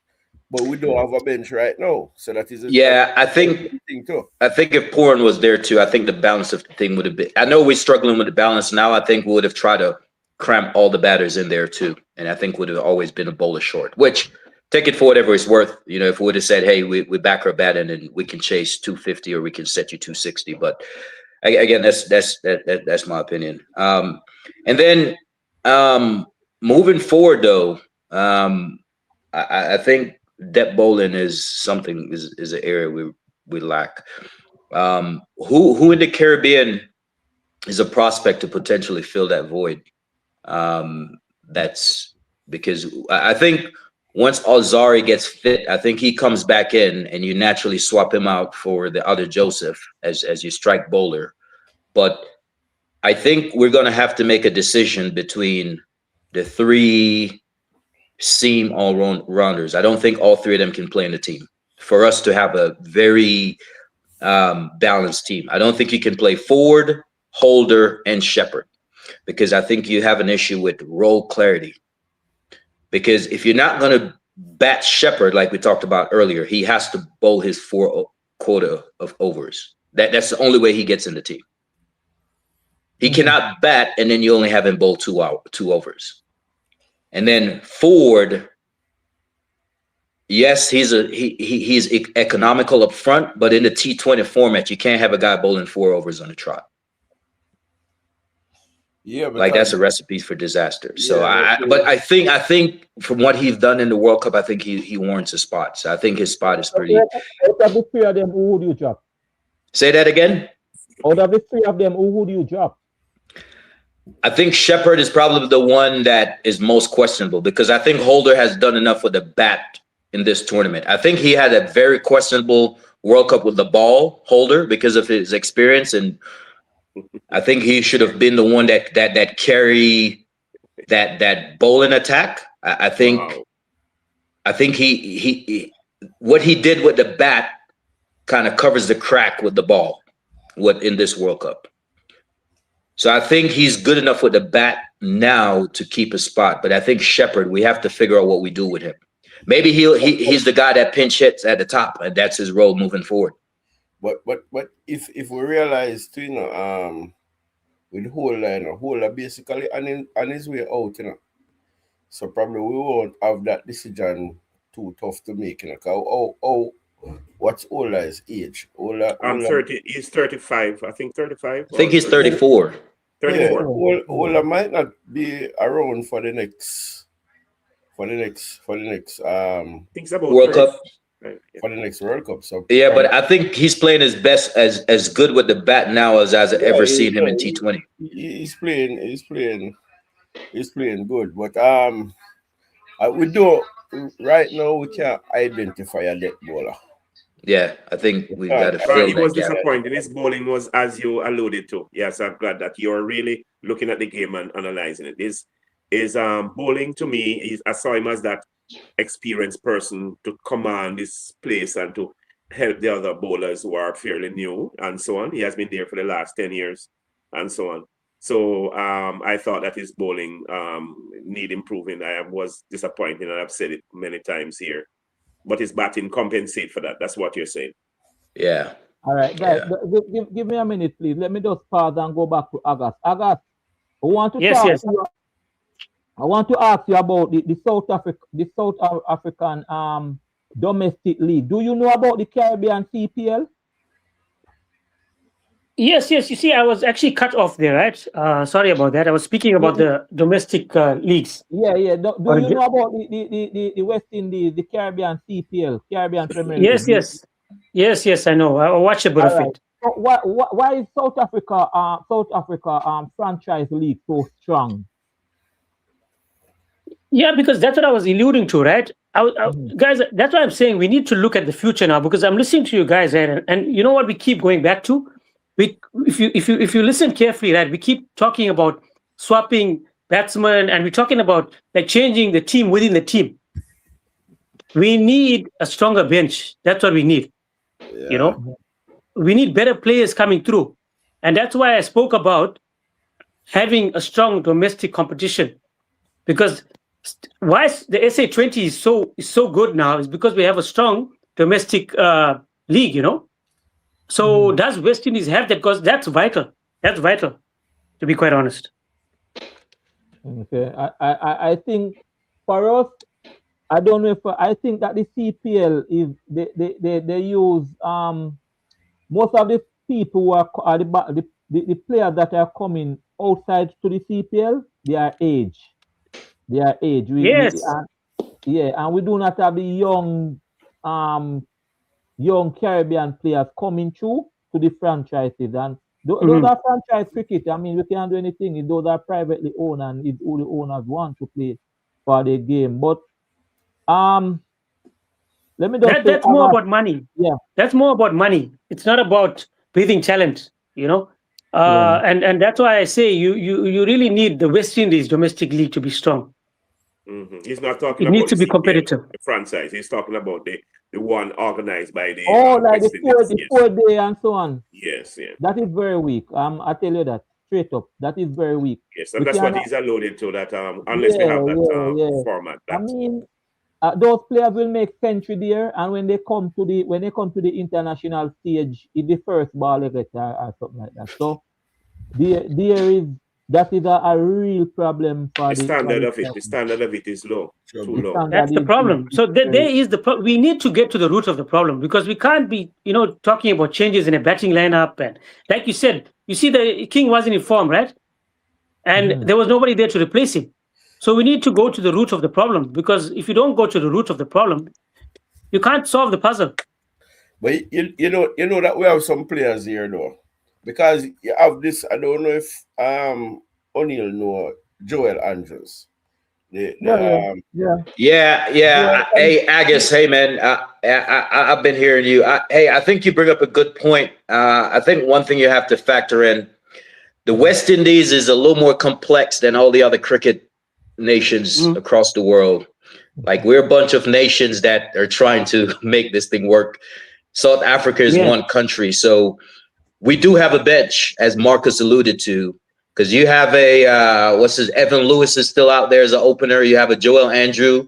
Yeah. You have a Shamar Spring. You have some other guys that we could have bring, but the political dynamic of the Caribbean is one in which the relationships between the administrators and the players play such a huge factor that sometimes the relationship supersedes the talent, and we bring in it. So our board is a little more messier than like a South African board that's a little more streamlined, and there's not as much politics involved.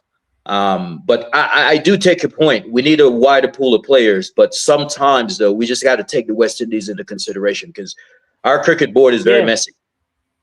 But O'Neill, prior to you coming on, I'm not sure if you heard me. I said that was the same thing. The similar thing was happening to South Africa. Similar issue. But the fans and like Graham Smith I'm sure you know him, right?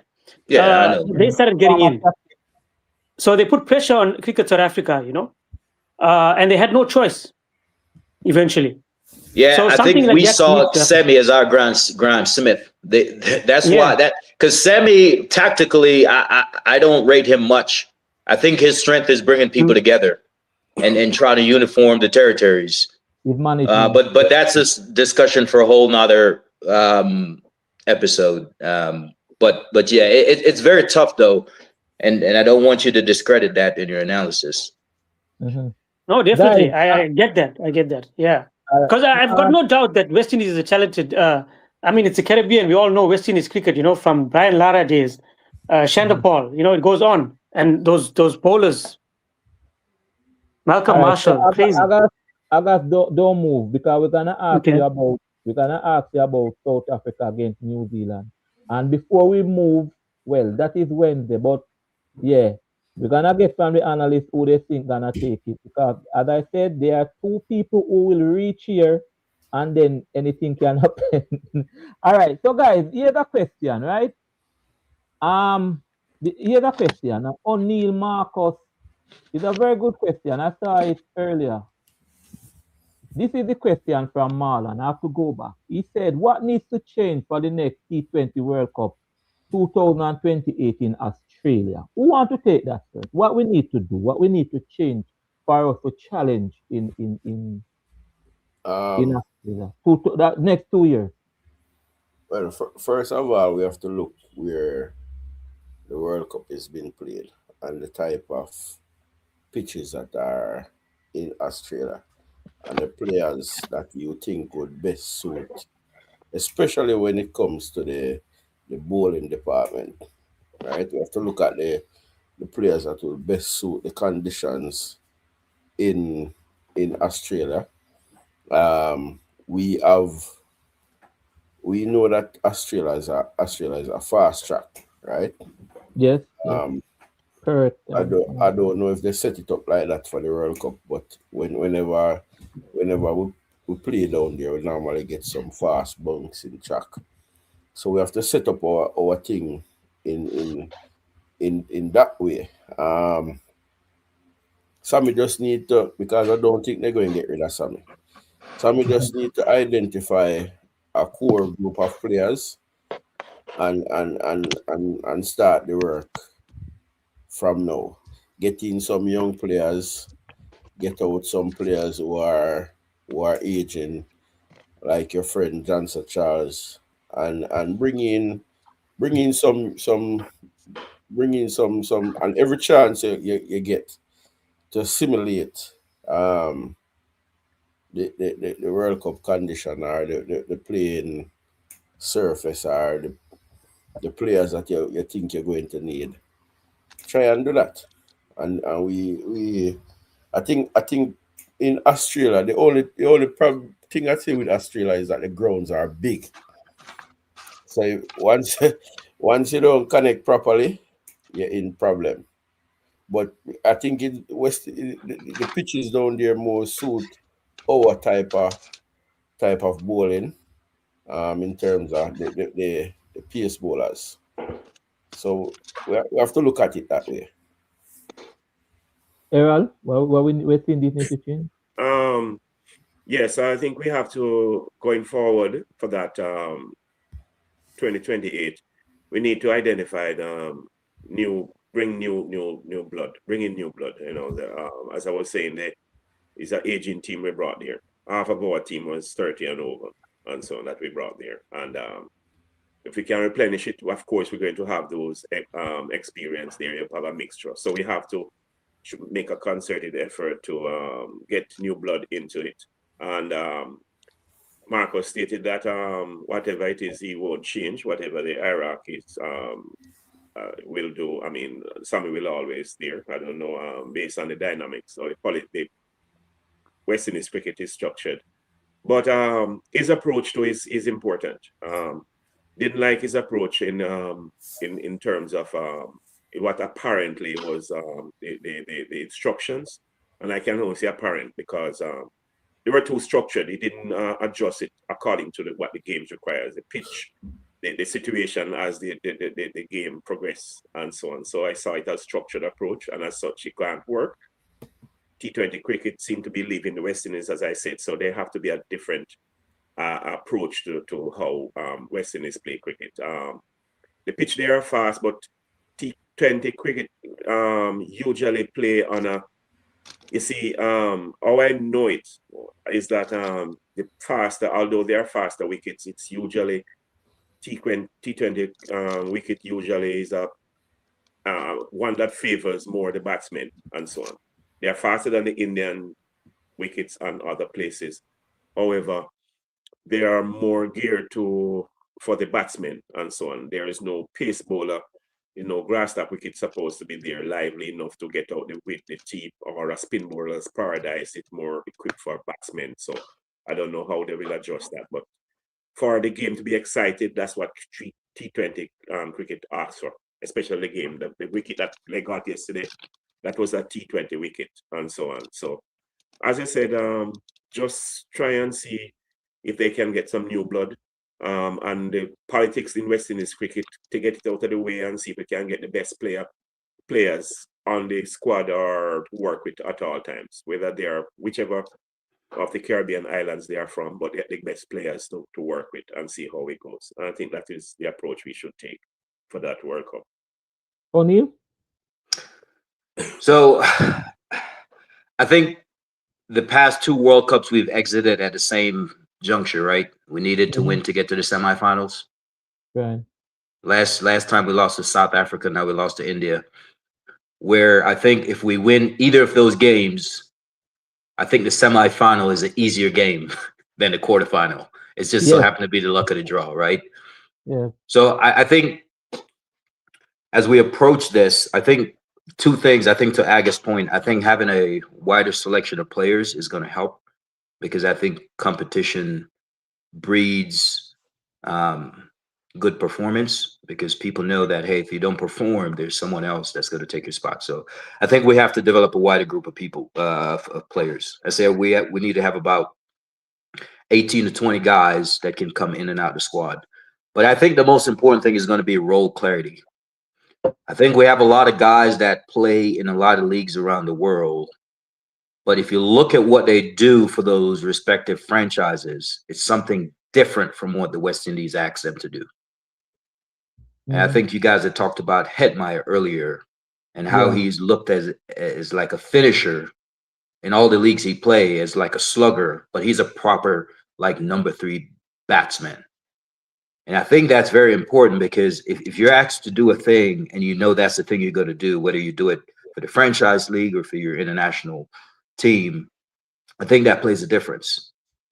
So I think we just have to give those guys very definitive role, like, hey, like, Hope, I know in a 50-over game we ask you to be the anchor and bat through the innings. I don't need you to do that in a T20 match. That is not your job. I need you to face 10 balls, and this needs to be a strike rate. If it's not going this way, I need you to get out, retire, hurt, do whatever you need to do. But that's the role specificity that we need in order for us to have success, right? And that goes to our debt bowling as well. The guys that are going to bowl at the back end, like, those guys need to be bowling in those high pressure situations. That way, when they're like, you can tell yesterday, like, Shamar Joseph wanted to do it, but he hasn't done that in a while. He hasn't bowled in the debt in a very high pressured situation. So he needs those repetition. He needs those muscle memories to be able to deliver those Yorkers where he wants them. You know what I'm saying? And that's the difference. So I think role clarity is very important. And whatever they decide to do, if they keep Semi as the all format coach, or they just give him the white balls, or find someone else to do the test, I think they have to make a decision there as well. But that is tied to the role clarity. We need very clear guidance in regards to what we're asking these guys to do. Yeah, man. Thanks, man. August. Yes, sir. Yes, sir. Yeah. You are the South African man. You are the only person here in a semi-final. Oh, you see that match against New Zealand? Who are the dangers for New Zealand? As I say, Agatha, let me tell you the honest truth. The world of this South Africa, you said not to use those words. The world of New Zealand and South Africa as almost what it's the same. They will come they will come right at the end, right there, and then things just don't work out. What you see the danger are do you want to move away the choking tag? How you go about that, South Africa? Let's be honest, right? That the choking tag, it cannot be just said, no, we're putting it away in a locker. It needs to be proved, right? It needs to be proved. And for me, winning that test, World Test Champion was proof that they have the skill, they have the mentality to go and win this, right? I know it's a different format, but if you look at the South African team, they came close in the 2024 World Cup, right? Yeah. They bridged the semi-final and they reached their first time final. So they're moving in the right direction. So they give me a lot of confidence to say that they will beat New Zealand purely by the team performance, Yeah. And as I said, many parents think that this is the cup is for you to really lose because they see. As a matter of fact, South Africa is the only unbeaten team left in the competition. But it means nothing, right? If you can't get past the semi-finals. I want that. It better few sides. It better few sides. South Africa, all the other teams in the semi-final have lost a game, but South Africa is the only unbeaten team left in the competition. Their batting is diverse and everything. Some people are not carrying you though, August. I must tell you, some people don't. Some people is saying is because of the choking stigma. New Zealand will choke too. I don't know why some people. Because we're not carrying South Africa because they're playing so well. No, some people are saying New Zealand and England final, not even India. But wow, yeah, man. But there is a reason. There's a valid reason, right? And what is that reason? New Zealand has never. South Africa have never won a knockout match against New Zealand in the semi-finals. Yes. That's against them. They have never won a knockout match against New Zealand. Yes, Yes, that is against them. I didn't remember. And that's why I say South Africa is a funny team because you go and blow teams away, right? And then you come to the semi-final and then. But like I said, they passed that hurdle on the last World Cup, So it's now I feel they do have the team, they do have the skill, they do have the mentality. So if they don't make it, I don't know what to say, to be honest, because this is their best chance. Boy, I tell you, I wish you all the best. Tomorrow evening we will look more into the New Zealand team. We're kind of doing the South African tonight, and tomorrow we do. Remember now, the semi-final is Wednesday morning. New Zealand versus South Africa. South Africa versus New Zealand, and then Thursday is England versus. I nearly say West Indies. Every time with India versus India versus England. Sorry. Yeah. But how are you guys as neutral? How are you guys as neutral seeing the New Zealand versus South Africa? What's your thoughts? That's a very good question, August. I wish you all the best, but there's something I just feel like there's a revenge in New Zealand, August. I'll be honest, Okay. I think if you guys play your best cricket, I don't think New Zealand have a shot. You guys check all the boxes, man. You guys have the best T20 team in the I think it's going to be a one-sided affair. It's not even close. You think it's a one-sided affair? Yeah. South Africa gone with it? What? What you say a while ago? Go again. I think that if South Africa played the game that they're capable, that they've been playing, New Zealand don't have a chance. Yeah. Not even close. Okay. Marcus, what you say, Marcus? South Africa tough feeling about South Africa. All right. You see the way how South Africa playing now. It's going to be difficult to beat them. They are playing with so much confidence right now. It's going to take a brilliant innings from somebody from New Zealand to take this game away from them. And South Africa can be beaten, because as we realized, we saw it earlier on in the tournament, Afghanistan gave them a scared. So But I'm carrying South Africa. I like the brand of cricket that they're playing right now. They are tough. They are playing people. They are playing good cricket. They are all around. They have the bowling, the batting, the fielding. They defeated New Zealand already. But this New Zealand team, you can't take lightly either. And I just believe that even if I think it's gonna be a close game, put it this way, it's gonna be different. But most people is saying that the cup is for South Africa to lose. That's what Now, Agus, as a South African fan, you probably watch them with closer eyes than we do. What vulnerability you think you have in your team that you're concerned about versus New Zealand? To be honest, O'Neill, the only thing with me is that mental block that South Africa has.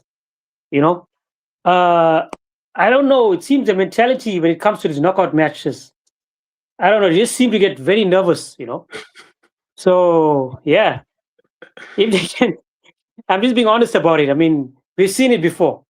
So, like I said, with skills and stuff, I don't see a real weakness. You know, other than people were saying, you know, there's no mystery spin in their side. But if you look at the pitch in Kolkata, it's more for seamers wicket, you know, Eden Gardens. So that's the only thing. On the toss as well, the toss is a problem for me. I feel that whoever bats first has a higher chance of actually winning because of the Jew factor. Oh. Yeah, chasing. Yeah. And there's another thing against you. You said you have never beaten New Zealand in a knockout there. Another thing against you is that you play five of your matches at the same ground, at your comfortable ground, and now you are going to Eden Garden. Oh, yes, that could well be a factor. You play 5 of your matches at the ground where you defeated the West Indies. On their home ground. So their home ground. On your home ground. And yes. And now you are going to Eden Gardens, and the commentators are saying this can be tricky for you because they are moving into new territory. Wow. And you know what's even worse? There's another one. Quinton de Kock doesn't perform on that ground. He doesn't perform on Eden Gardens? Oh, so the game now changed your mind. The game is closer than I thought then. I didn't know those factors. I tell you, there are a lot of factors adding up. Yes, I'm going to change. It's going to be close. Yeah. So, yeah. But as I said, I'm being honest. To close it off, I'm very confident because I'm not going to lie to you. The side hasn't given me a reason to not back them. You know, I'm not even talking as an emotional support. I'm talking about performances on the field because they played big teams. West Indies, New Zealand, and India. And let's be honest, they were big wins. Yeah. They blew every team out of the park. You know? So, a lot of confidence, yeah. All right, guys. Sir Errol, we'll start with you. Last word before we go. We're stopping at 11 tonight. What's your thing before we move on? Yes, the West Indies need to just restructure and come again and so on. A lot of restructuring is required for the West Indies to perform at this level of it. As I said, Test cricket, they came in and joined the ICC, dominated Test cricket for about 10-15 years, came and virtually for the 50-over affair.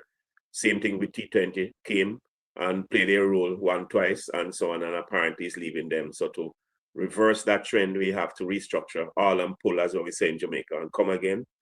For this game against New Zealand, in terms of the World Cup that I expected South Africa, I said initially that I think that it won't be a contest as such, that it will be, they're going to decimate their opponents. But hearing these factors, I didn't realize these were some, and I have to factor them. So probably it's going to be closer. I still expected South Africa to win this time around. And that's my take on the evening's proceedings. Thank you, man. Marcus, somebody's asking you, somebody's saying something. Give us the last word and address that for me, please. Are you seeing the comment? Yes. Your best friend over here, Belfont, he always asks for you. All right. So I think West Indies, as Errol has said before, we need just to regroup, do an evaluation, make changes where changes need to be made, address the points and don't push them under the carpet or 9-day talk, address the problems. And if we do that, we coming into the Super 8, we had one of the most feared batting lineup in the competition coming into the Super 8. But some different factors affected us and we are out. But I see South Africa, because even though the ground is new for South Africa, it will also be new for New Zealand as well. I don't think New Zealand play on that ground. I don't even know if New Zealand play in India since the tournament start. I'm not sure. I think they were in Sri Lanka. I think they were in Sri Lanka. Remember their group with South Africa was in Sri Lanka, right? No. No, man, no. They were in India. India. They were in India. Okay. But this girl will be new for them as well. So it's going to be a tight game, but I'm giving South Africa the edge.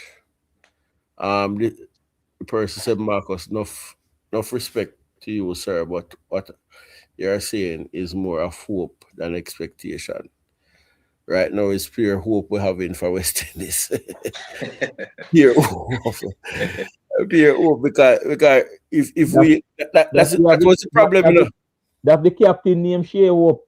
Yeah, but that was the problem, you know. Too much expectation, and me and Errol have to be here calming down the people and telling that no man, one game at a time, gentlemen. So we have the goods. We just need to produce right now. O'Neil, thanks for joining us. What your take on everything? What your word before we go? Yeah, I mean, the West Indies situation. I don't think we're that far off, but I think whatever we decide to do with the whole Sammy situation, we need to do it fast. Again, we need to figure out, because I mean, I don't want to belabor this point, but what are you guys' thoughts, man? Do we keep Sammy as our head coach going into the next World Cup for the white ball team? But the others answer. Me no want answer. If it was up to me, Sammy would be going to a different country this morning. So I think that's the thing. We're so because a lot of people out there think he's the man. No, but right, which I do see why they appointed Sammy, but I think tactically, I don't know if he's the right fit. To be fair, still not. You see, for the T20 team, right now we can stay as a T20 coach, because at the end of the day, you know, I don't want to say he might learn on the job, but that is really what is happening. And to go get rid of him now and to start over with somebody. Yeah, you'll be taking a step back, right? Right. So yeah. So I understand that. So if we're gonna keep him, we say okay, we keep him. But if we're gonna keep him, I don't think he can be all three formats. I think that's a little bit too much for him. No. Yeah, I agree with that. So if we keep it as a T20, he does T20 things. And I think with that, I think he has a good core. I think we have a good core moving forward between Hope, Hetmyer. I don't know how much Rapman have left in the tank. But Rutherford, Shepherd, you have Multi, you have Azari coming back. I think you have a good core. So I think you can kind of build around that. And like I said, just be more specific with the guys and what we're asking them to do. And I think if we can implement that, I think we'll be competitive. I think we'll always be competitive because we have that X factor. We can clear the boundaries like no other team in the world. We just got to tighten up our shot group. As far as the game tomorrow, I do think South Africa is the better team. Wednesday. Excuse me, Wednesday. I do think South Africa is the better team. However, I do think New Zealand is the most efficient team when it comes to playing in a tournament. I think they get the most out of their players. I don't know what it is, but they seem to squeeze every single ounce of talent out of their guys, and it makes them as a collective perform very well together. And I think they're well coached, and they go out there and they have you can tell they have very specific plan. Like if you see a New Zealand bowler bowling, you can just look at the field and tell exactly what they're doing.